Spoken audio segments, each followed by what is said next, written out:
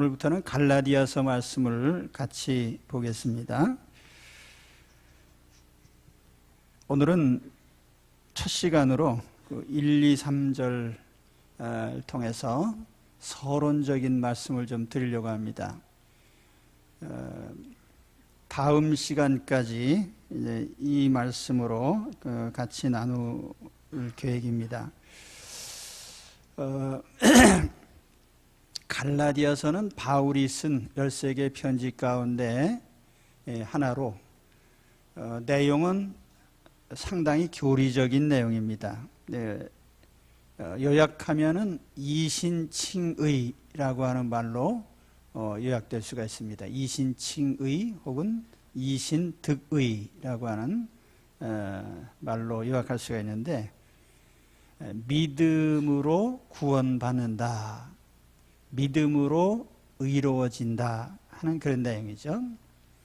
우리가 하나님께 의롭다고 인정받는 것은 우리의 행위로 말미암은 게 아니고 예수 그리스도를 믿는 믿음 때문에 우리를 의로운 자로 인정해 주신다, 그런 뜻입니다.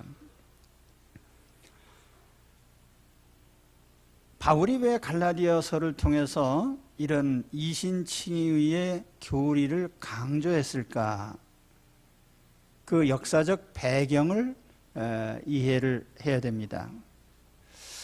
그래서 오늘 이 갈라디아서의 개관, 그리고 갈라디아서의 배경이 되는 유대인과 유대주의, 또 초대교회는 이 유대주의로부터 어떻게 결별을 했는가 하는 점을 말씀을 드리려고 합니다. 먼저 갈라디아서의 개관적인 내용부터 좀 말씀드리겠습니다.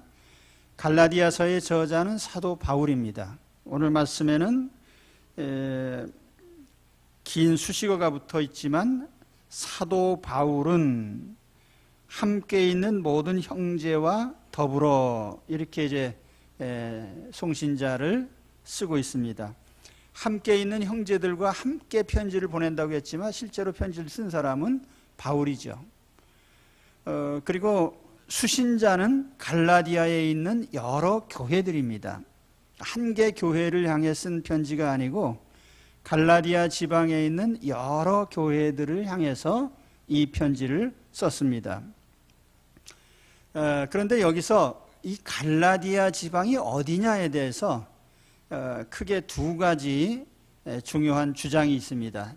첫째는 북갈라디아설이라고 하는데요, 원래 갈라디아라고 하는 이 이름이 어디서 왔느냐 하면 켈트족의 하나인 고을족이라고 있습니다. 이 고을족이 터키 중부 고원지대로 이제 이주해 오면서 그 지역을 점령하게 되는데, 이 고을족을 헬라식으로 표기하면 갈라디아가 되는 겁니다. 그래서 이 지역에 고을족이 들어와서 왕국을 세우고 상당 기간 지속이 됐습니다.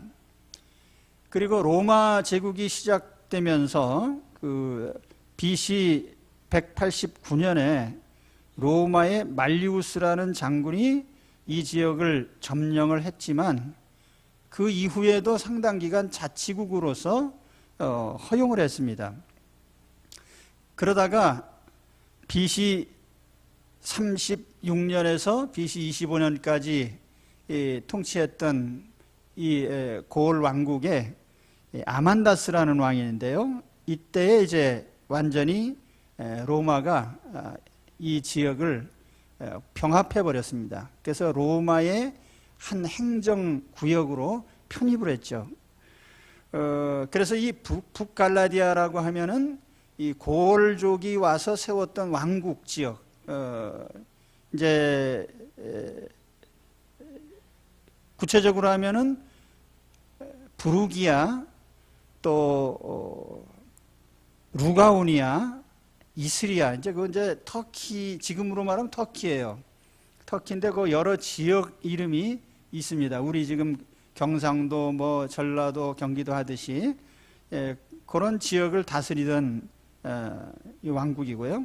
그 두 번째가 남갈라디아설인데, 그 남갈라디아라는 것은 로마의 행정구역으로서 갈라디아 지역을 말하는 것입니다. 근데 이 지역은 사도행전에 바울이 제1차, 제2차 전도 여행 때에 비시디아, 안디옥, 이고니온, 루스드라, 더베 이 중요한 거점 도시를 방문하게 되는데 바로 이 지역이 이제 남갈라디아가 되는 거예요. 그러면 바울이 편지를 보낸 교회들이 저 북쪽에 있는 갈라디아 지역인가 아니면 로마의 행정구역상 있는 남쪽의 그 지역인가에 대해서 주장이 있는 것인데 그것이 갈라디아 내용의 어떤 내용을 좌우할 만큼 중대한 일은 아니고요. 단지 그 편지의 연대를 추정하는 데에 한 근거가 됩니다. 예를 들면 북갈라디아서를 주장하게 되면 3차 전도 여행 이후로 연대를 보기 때문에 갈라디아서가 쓰여진 시기를 대략 주후 56년 이후로 봅니다. 그리고 남갈라디아서를 취하게 되면은 이제 바울이 1차 전도 여행, 2차 전도 여행 바로 그 시기, 적어도 그 이전에 기록됐다고 보기 때문에 그 기록 연대를 주후 63년 이전으로 이제 보는 것이죠. 자, 그러면 이 갈라디아 교회 안에 어떤 문제들이 있었을까? 이제 크게 두 가지를 추측합니다. 첫째는 유대인과 유대주의의 도전이죠. 그건 이제 갈라디아서 전체를 관통하는 굉장히 중요한 이슈입니다. 또 한 가지는 여기 갈라디아서 후반부에 가서 보면은 육체를 따르지 말라고 하는 이 교훈이 나오는데 이걸로 미뤄봐서 복음의 자유방임주의적인 복음, 그러니까 예수 믿고 의로워졌기 때문에 구원받았기 때문에 육체적으로는 아무렇게나 살아도 된다고 하는 이런 방탕주의가 교회에 또 들어왔어요. 그래서 이 두 가지 이제 이런 잘못된 가르침이 있었는데 아마 그 중에서도 더 큰 문제가 된 것은 유대인들과 유대주의였다고 생각합니다. 그래서 저는 오늘 그 첫 시간에 이 유대주의와 또 유대인에 대한 그 유대교에 대해서 기독교와 무엇이 다르고 어떻게 결별됐는지에 대한 말씀을 드리려고 합니다. 갈라디아서를 기록한 동기가 바로 유대주의인데 유대주의의 도전을 배격하는 것입니다. 근데 초기 기독교는 유대인과 아주 밀접합니다. 아시는 대로 기독교가 시작된 곳은 예루살렘이죠. 예수님이 유대 땅에 오셨고 또 예수님이 만난 사람들은 다 유대인이에요. 또 활동의 주 무대였던 갈릴리, 십자가를 지셨던 예루살렘, 유대인의 본거지예요. 또 예수님도 유대인이시고 제자들도 유대인이고 오순절날 믿었던 사람도 다 유대인이고요. 그래서 최초의 기독교는 유대인에 의해서 이루어진 겁니다. 예수님께서 자신의 복음을 예루살렘과 온 유대와 사마리아와 땅끝까지 전파하라 이렇게 말씀하셨는데 그대로 이제 복음이 전파됐죠. 복음을 시작한 것이 유대인이지만 또 초대교회 내내 복음을 방해한 것도 유대인이에요. 예수님이 오셨을 때부터 유대인과 갈등이 시작됐죠. 예수님을 배척하고 십자가에 못 박아 죽인 것이 유대인입니다. 제자들에 의해서 시작된 교회가 유대인들의 도전에 직면했어요. 예루살렘에서 큰 박해가 일어났죠. 그런데 이러한 유대인의 이런 방해와 회방이 그 예루살렘에만 국한된 것이 아니고 유대인이 있는 곳이면 어디에서나 이런 일이 벌어졌습니다. 바울이 복음을 전했던 갈라디아 지역에도 유대인들이 많이 있었어요. 그런데 유대인들이 어떻게 이 지역에 이주해 왔을까에 대해서 그 역사가 요세푸스에 의하면은 그 수리아의 안디오쿠스, 이 알렉산더 제국이 이제 네 쪼가리가 나는데 그 중에 하나가 이제 안디오쿠스 왕조라고 하는, 그래서 시리아 지역을 중심으로 이렇게 형성됐던, 말하자면 그 팔레스틴을 포함한 큰 지역이죠. 이게 안디오쿠스 에피파네스라고 하는 아주 고약한 왕이 이제 유대인을 상당히 증오했어요. 그래서 예루살렘의 제단에 돼지 피를 갖다 바르고 유대인을 모독을 했습니다. 그래서 이제 반발로 일어난 것이 그 마따디아의 마카비 왕조라고 하는데요. 그 유대인의 반란이 일어나서 이제 그들을 쫓아내는 이런 전쟁이 있었는데, 아무튼 이 시기에 상당한 유대인들이 갈라디아 지역으로 이주했다고 합니다. 2,000명 넘는 유대인이 이 지역으로 이동을 했다. 또 로마의 초대 황제였던 아우구스투스 시대에 갈라디아 지역의 유대인을 보호하라고 하는 보호령이 내려졌어요. 이걸로 볼 때에 그 갈라디아 지역에 상당한 유대인들이 살고 있었다. 유대인은 아시는 대로 바빌론에게 멸망당한 후에 전 세계를 떠돌아다녔고, 어디든지 인구가 많고 장사가 잘 되는 곳이면 유대인들이 항상 있었습니다. 그래서 이 갈라디아 지역에도 다수의 유대인이 이주해 사는 거죠. 바울이 갈라디아 지역에서 복음을 전할 때 한 일이 뭐냐면, 안식일에 유대인 회당에 들어가서 구약 성경을 펴놓고 설교를 하면서 구약에 예언된 메시아가 바로 예수님이다 하는 식으로 이렇게 복음을 전하게 됐습니다. 그래서 예수님을 영접한 유대인도 상당수 있었고, 또 한편에 반대파 유대인들, 그래서 바울이 복음 전하는 것을 방해하고 아주 심각한 경우에는 폭력을 일으켰습니다. 그래서 루스드라라고 하는 곳에서는 사도 바울에게 돌팔매질을 해서 바울이 돌에 맞아 죽었어요. 그래서 이 죽은 줄 알고 그 몸을 갖다 성 밖으로 갖다 버린 이런 일도 있었는데요. 제3차 전도 여행 때는 이제 바울이 에베소에서 이 회당 전도를 그때까지도 쭉 지속했지만은 이제 마침내 결별하고 두란노 소원이라고 하는 곳에서 이제 말하자면 회당을 떠난 전도를 하게 되죠. 역사적으로 보면은 유대인과의 완전한 결별이라고도 할 수 있겠습니다. 그런데 바울이 갈라디아 교회에서 지금 문제 삼은 것은 교회 밖에 있는 유대인이 아니고 교회 안에 있는 유대인이에요. 교회 안에 있는 유대인, 교회 안에 있는 유대주의. 이 사람들이 상당히 그 애를 먹인 것이 뭐냐면은 예수 믿는다고 하면서 또 유대교를 또 강요를 하는 거예요. 그래서 오늘 말씀에 보면 조금 뒤로 가서 보면은 바울이 다른 복음이라는 말을 씁니다. 다른 복음은 없다. 헬라어로 하면 헤테론 유앙겔리온인데, 이 헤테로스라는 말이 다르다는 뜻입니다.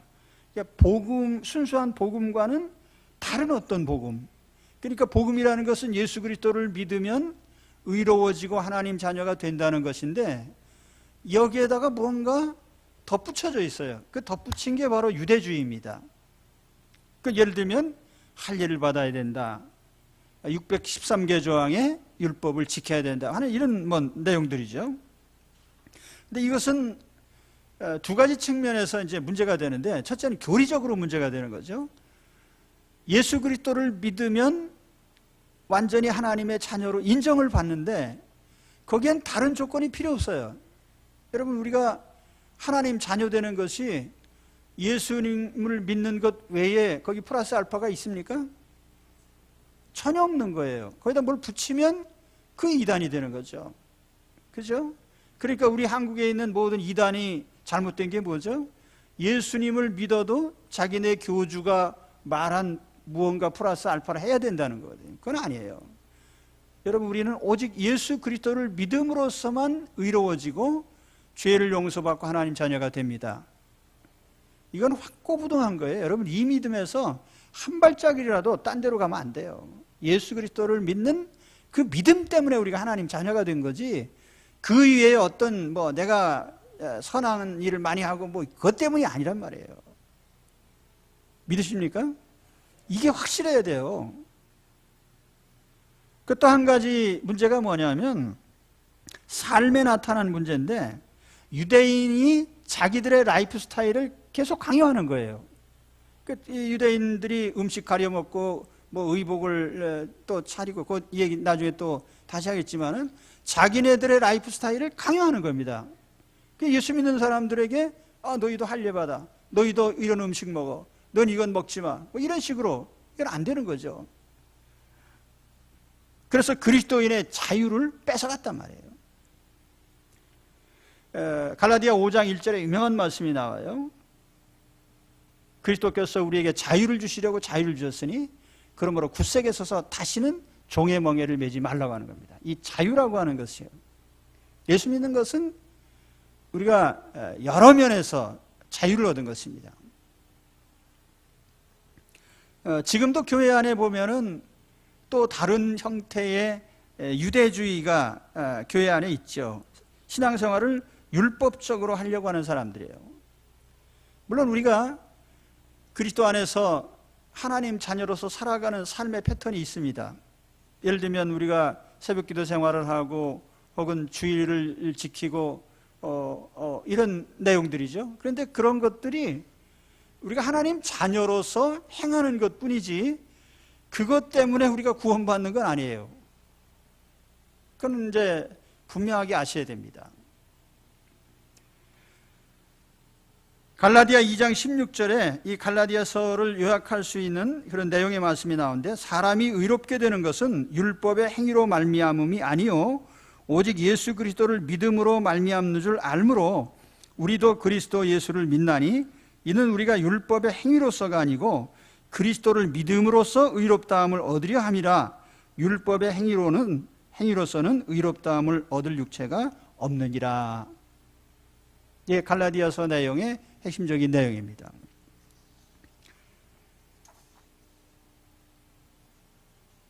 그래서 중요한 것은 초대교회에서 기독교가 어떻게 유대교와 결별하게 됐느냐 하는 그 과정을 좀 이해할 필요가 있습니다.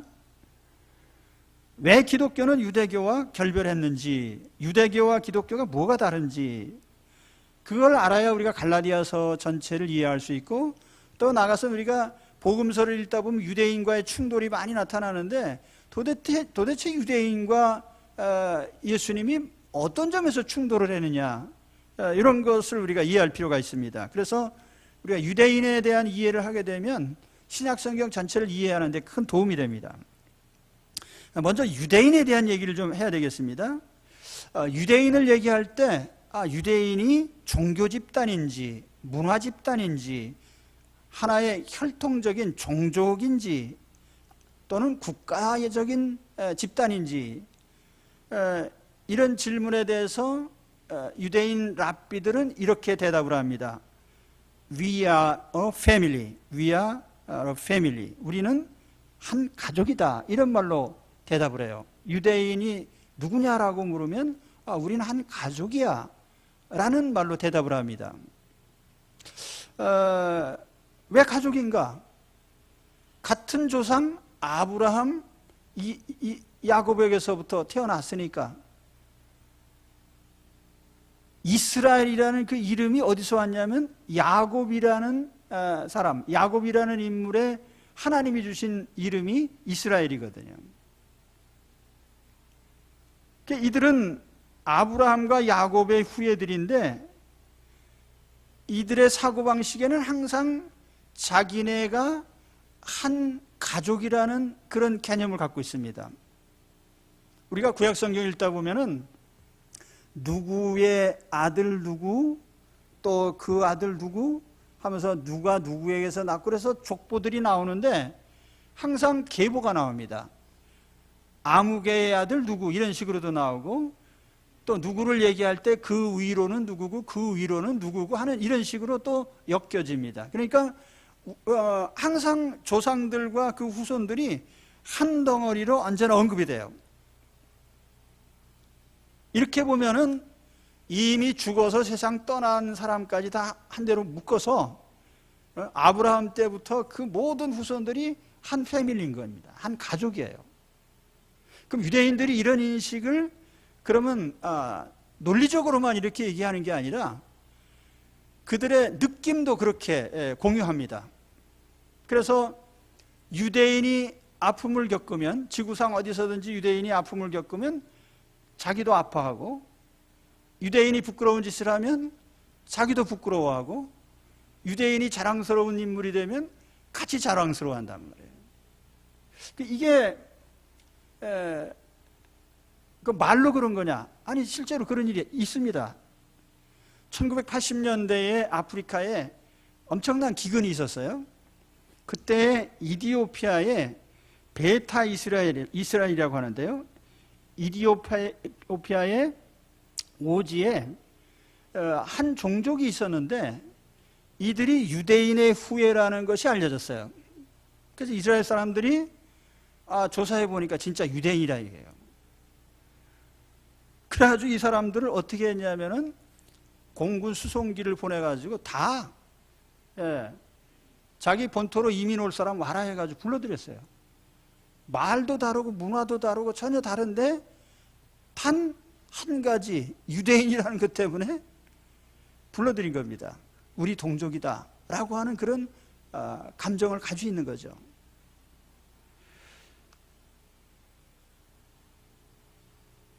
이런 관점에서 본다면 유대교를 쉽게 이해를 할 수가 있는데, 유대교란 뭐냐라고 물을 때 랍비의 대답은 또 단순해요. 패밀리 라이프다, 가족의 삶이다 라고 대답을 합니다. 가족의 삶이라는 건 일상적인 거 아니에요? 우리가 태어나고 성장하고 결혼하고 무엇을 먹고 무엇을 입고 어떤 절기를 지키고 무슨 대인관계를 맺고 장사를 하고 농사를 짓고 이런 모든 것을 규정하고 있단 말이죠. 유대인으로 태어나서 유대인으로 살아가는 것이 유대교예요. 근데 이게 이제 그러면 이제 우리가 이런 질문을 할 수 있습니다. 그러면 유대인은 자기 자신을 누구라고 생각하느냐? 자기들의 신분, 정체성을 어떻게 인식하고 있느냐? 이게 이제 중요한데, 바로 거기에 핵심적인 것이 선민사상입니다. 우리는 하나님이 택한 하나님 백성이라고 하는, 이게 이제 가장 중요한 알맹이가 되는 거예요. 유대인이 누구지? 하나님이 택한 하나님 백성이야 라는 것이 이제 유대인이 인식하고 있는 자기 정체성이란 말이죠.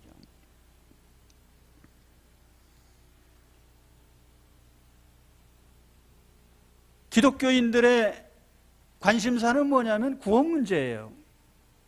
그래서 죄인이 어떻게 하나님 자녀가 되느냐 하는 거죠.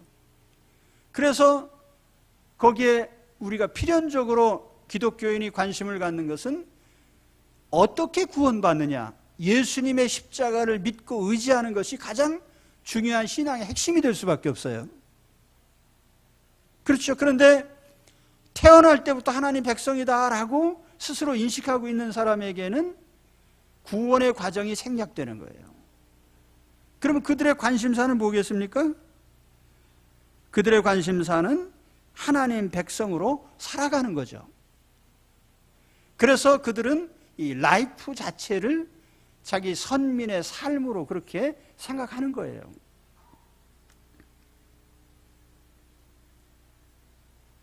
자, 그러면 이제 더 실제적인 문제로 지구상에 유대인 유전자를 가진 사람들이 많이 있는데, 그러면 유대인이 생각할 때 누구를 진짜 유대인으로 간주하느냐 이겁니다. 근데 그때 유대인의 정한 규율은 딱 한 가지밖에 없어요. 그의 어머니가 유대인이면 유대인이다. 이게 이제 랍비가 정한 규율입니다. 그러니까 어머니가 유대인이면 그 사람 유대인이에요. 모계를 선택하고 있죠. 이렇게 이들이 선택한 이유는 자녀에게 영향을 주는 것은 아버지가 아니라, 물론 아버지도 영향을 주지만은 어머니가 절대적인 영향력을 갖고 있다고 믿기 때문에, 그래서 이제 이렇게 결정한 거예요. 그러니까 그건 우리가 유대인한테 따질 필요도 없어요. 그 사람들 아예 그렇게 생각하고 있으니까. 그런데 여기에 있어서 아주 극단적인 경우를 예를 든다면, 어떤 사람이 유대인 모친에게서 태어났습니다. 근데 그는 하나님도 안 믿고 무신론자예요. 성경 말씀도 제대로 안 지켜요. 그래도 유대인이냐라고 했을 때 랍비의 대답은 그래도 유대인이라는 거예요. 그러면 이제 반대의 경우가 있습니다. 이방인이 유대인처럼 그들의 구약 성경 말씀도 지키고 열심히 따를 때에 그가 유대인이냐고 하면 그 유대인 아니라 그래요. 그러니까 그 사람들의 이 출생적인 혈통적인 선민이라고 하는 것이 그들에게는 가장 중요한 이념이라 그 말이에요. 유대인이 유대인으로 생각하는, 이해가 되십니까? 이들은 하나님 백성을 하나의 시민권으로 생각합니다. 그래서 어머니에게서 태어나는 순간 자기들은 하나님 백성의 시민권을 가진다고 믿는 거죠. 자, 이런 관점에서 우리가 유대교를 생각하면, 자, 우리가 유대교가 강조하는 그 라이프의 면, 왜 그들은 패밀리 라이프라고 자기네들의 종교를 규정하느냐가 이해가 됩니다. 왜냐하면 하나님 백성이니까 그들의 중요한 관심사는 그럼 하나님 백성으로 어떻게 살아가면 되느냐 하는 이 삶에 관심이 갈 수밖에 없는 거죠. 그죠? 그래서 여기에 유대교의 가장 중요한 유대교를 표현하는 한 가지가 뭐냐면 We are different입니다. 우리는 다르다라고 하는 그 다름의 표현이 그들의 모든 종교적인 면에 다 나타나 있는 거예요. 뭐가 달라요? 하나님 백성 아닌 사람하고 우리는 다르단 말이죠. 그 다름의 표시가 유대교예요. 그러니까 예를 들어서 왜 다른 음식을 먹죠? 세상 부정한 사람들과 다른 음식을 먹는단 말이에요. 우리는 하나님 백성이니까 다른 음식을 먹어야 된다는 거죠. 구별된 음식을 먹어야 된다는 거죠. 그죠? 또 우리는 하나님 백성이니까 입는 옷부터도 달라야 된다는 거예요. 그들의 독특한 차림이 있습니다. 예. 또 예를 들면 다른 절기를 지키고 다른 언어를 쓰고, 저는 이제 그 유대인의 이런 내용들을 보면서 한편으로는 또 기독교인들을 생각해 봤어요. 기독교인들이 예를 들어서 우리는 예수 그리스도 안에서 우리가 하나님 자녀가 됐잖아요. 하나님 자녀가 됐기 때문에 우리가 안 믿는 사람들과 다른 삶을 취하고 있는지, 우리가 불신 세상 사람들과 다르다는 무언가를 나의 삶을 통해서 보여주려고 애쓰고 있는지. 비록 유대교가 우리 기독교 교리하고는 다릅니다. 그렇지만 그들이 취하고 있는 삶의 자세, 우리가 선민이니까 삶이 달라야 된다고 하는 이런 인식, 그래서 모든 삶을 좀 구별되게 하려고 하는 이런 의식이 오늘 우리에게 있는가를 한번 생각해 봅니다. 내가 크리스찬이기 때문에 정말 저 안 믿는 사람하고 말도 다르고 행동도 다르고 생각도 다르고 이 다름을 항상 보여주려고 애쓰고 계십니까? 안 믿는 사람들에게 물었어요. 기독교 신자들의 신뢰도가 얼마나 되느냐 했더니 극단적인 경우에는 10몇 %밖에 안 되더라고요. 왜 이렇게 신뢰도가 떨어졌죠? 하나님 자녀가 다르다는 것을 하나도 보여주지 못한 거예요.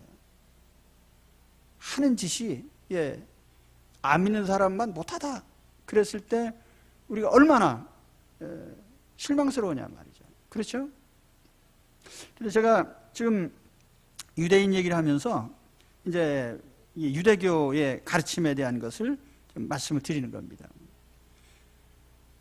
그러니까 예를 들면 이 사람들이 상거래를 하는데 우리 안 믿는 사람들의 상거래 방식이 뭐예요?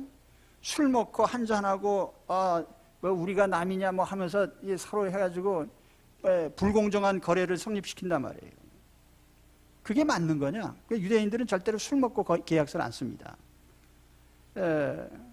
우리가 합리적으로 판단해서 하나님 자녀로서의 어떤 그런 자기 자신을 보이려고 애쓰는, 어쨌든 이제 제가 그래서 그 유대인, 유대교 또 그들의 강조점 이런 것들을 이제 말씀드렸는데요. 근데 이것이 초대교회 안에서 이러한 그들의 삶의 방식이 기독교하고 충돌할 수밖에 없어요. 필연적으로. 거기는 몇 가지 충돌점인데 제가 생각난 대로 말씀드리면, 첫째는 구원관의 충돌이죠. 우린 예수 믿으면 하나님 자녀가 된다고 생각해. 근데 그 사람들은 우리는 본래부터가 태어날 때 어머니 뱃속에 태어나면 우리는 하나님 자녀라고 생각합니다. 전혀 다르죠, 그게 구원의 개념이.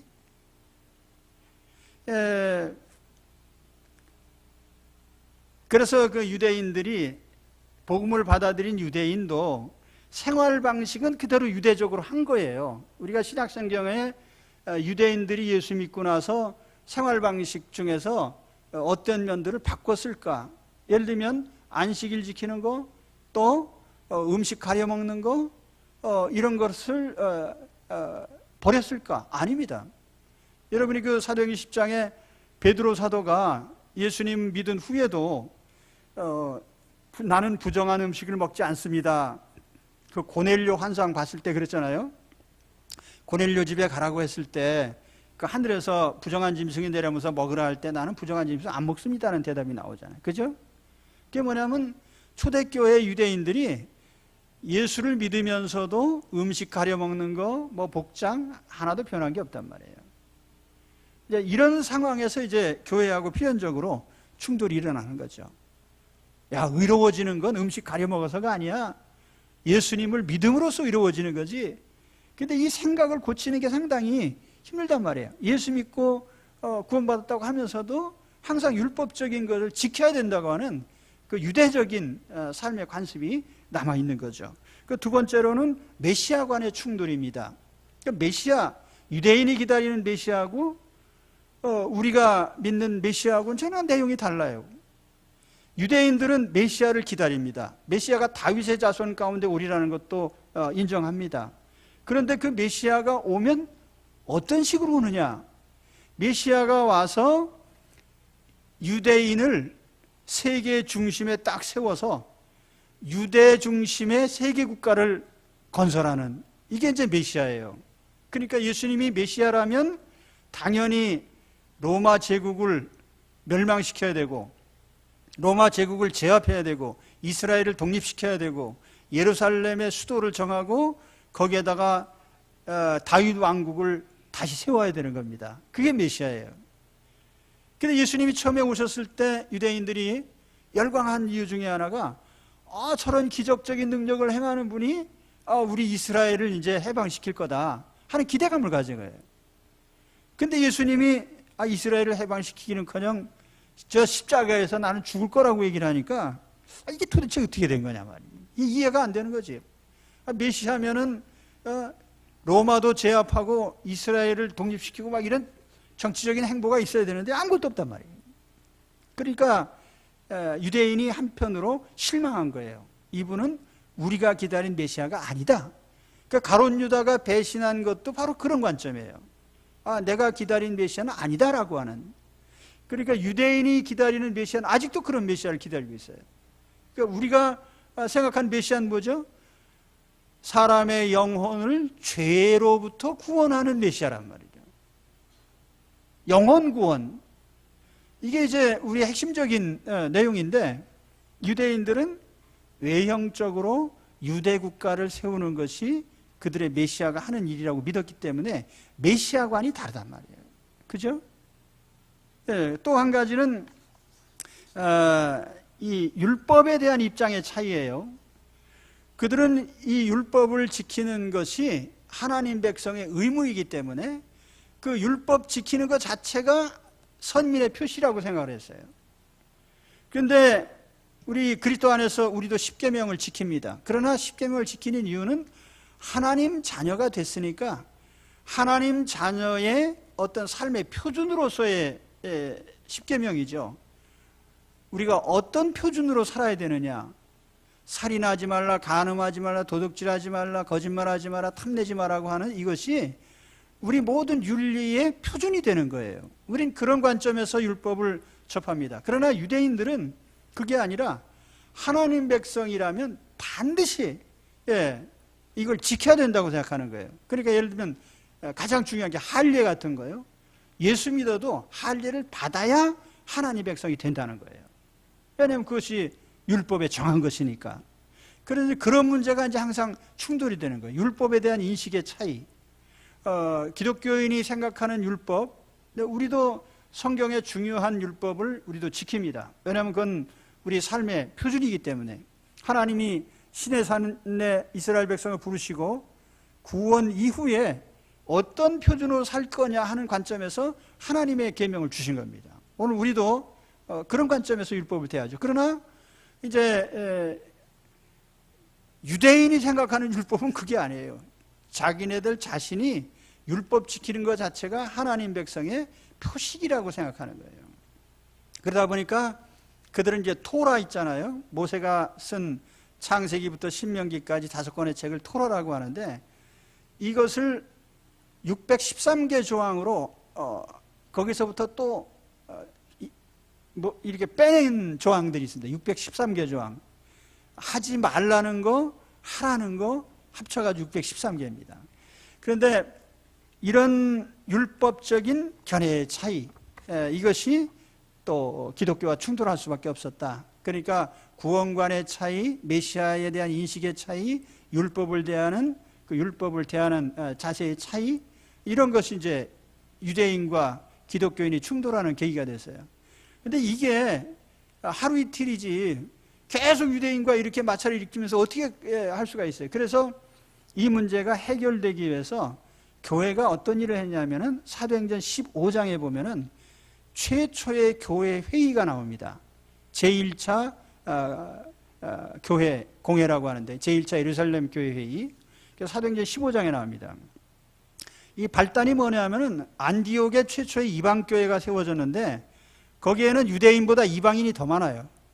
근데 그러다 보니까 예수만 믿으면 하나님 자녀라고 하면서 유대인의 율법을 안 지키는 거예요. 지금 말씀한 대로 그 유대인들이 중요하게 여기는 음식 가려 먹는 거나 뭐 이런 복장의 차림이나 절기 지키는 거나 이거 안 한단 말이에요. 그러니까 이제 이의를 제기한 거예요. 예수 믿어도 이런 거 저런 건 지켜야 된다. 할례를 받고 계명을 지켜야 된다라고 하니까 이 문제가 교회 안에서 불거진 바람에 그 안디옥 교회 안에 들어왔던 유대인도 그 예루살렘에서 온 유대인이 문제였어요. 근데 아무튼 이 문제를 가지고 바울과 바나바가 예루살렘을 찾아옵니다. 사도들에게 이런 교회 문제가 있는데 이거 어떻게 해답을 얻어주시오 해서 이제 모인 겁니다. 교회 지도자들이. 거기에는 베드로 사도 또는 예수님의 아우이신 야고보, 사도 바울과 바나바, 또 당대 교회 지도자들이 이제 예루살렘에 모여서 이걸 가지고 장시간 토론했어요. 그래서 여기에 이제 베드로 사도가 발언하기를 우리가 의로워지는 것이 예수님을 믿으면 의롭다고 주님 말씀하셨고 자기 자신도 고넬료 전도를 통해서 그런 하나님의 계시를 받았는데 더 이상 우리가 이방인을 이런 유대인의 잣대로다가 해서는 안 되겠다. 오직 예수님 믿으면 구원받는다라고 하는 걸 주장했고 또 이어서 사도 바울도 자기가 전도하러 나가 보니까 우리 하나님께서 자기가 이방인들 전도하는데 이렇게 저렇게 기적도 일으켜 주시고 자기가 경험상 보니까 하나님도 예수님의 십자가를 통한 구원만을 인정하신다. 다른 거 덧붙일 필요 없다. 그래서 마지막으로 이제 예수님의 아우이신 야고보가 결론을 내립니다. 그러면 우리 이방인이 하나님 자녀 되는 것은 예수 믿는 것으로 족하다. 그 대신에 유대인들이 혐오하는 거 있잖아요. 유대인들이 우리가 교회 화합 차원에서 보면은 유대인도 우리 그리스도 안에서 한 형제들인데 우리가 이런 사람들도 감안해 줘야 된다. 그래서 몇 가지 제안을 합니다. 예를 들어서 우상 제물, 음란한 문제, 목매 죽인 것, 피 흘리는 것, 유대인들이 극단적으로 싫어하는 거예요. 이거는 우리가 하지 말자. 그게 뭐 구원적 차원이 아니라 우리가 교회 화합 차원에서 유대인이 그렇게 싫어하는 걸 우리가 할 필요가 있겠냐라고 해서 제안을 합니다. 이런 원칙을 가지고 이제 그 15장 이후 제2차, 3차 바울의 전도 여행 때는 바로 이 원리를 가지고 이제 나가게 된 거죠.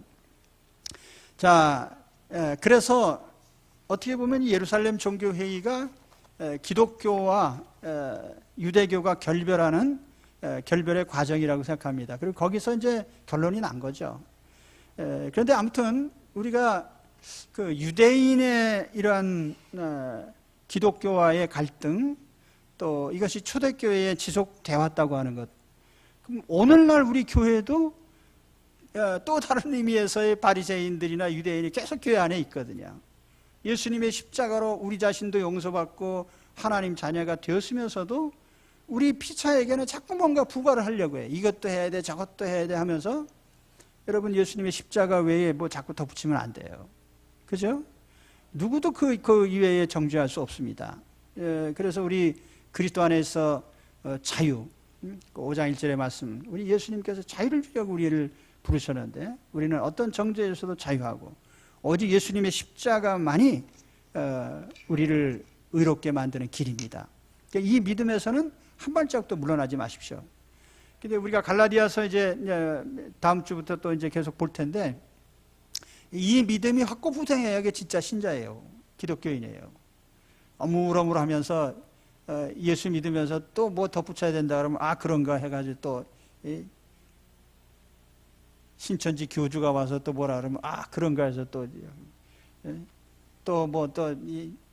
하나님 어머니라고 부르는 이단자들도 있는데 거기서 또 와가지고 뭐라 그러면 또 그런가 해가지고 여러분 십자가 외에는 아무것도 덧붙이면 안 돼요. 여기에 대해서 확고부동한 믿음을 갖고 십자가만 의지하시기를 우리 주의 이름으로 축원합니다. 기도하겠습니다. 하나님 아버지